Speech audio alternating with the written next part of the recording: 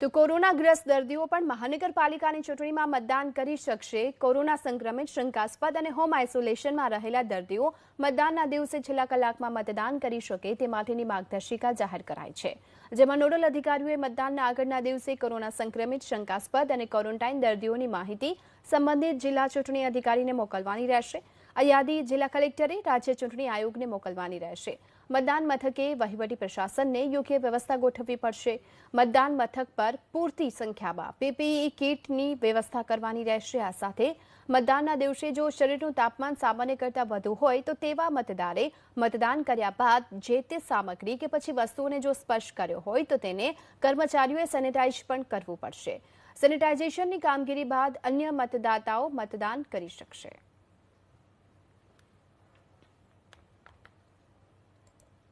Covid positive patients માટે પણ એક જોગવાઈ કરવામાં આવી છે, એટલે બધાને ખાસ વિનંતી છે કે એ પ્રી રજિસ્ટર થાય આરઓ જોડે એવા જ લોકો મતદાન આપી શકે।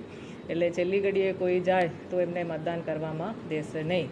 એટલે એક દિવસ પહેલાં એટલે આજ દિન સાંજ સુધી એ રજિસ્ટર કરવાનું રહેશે।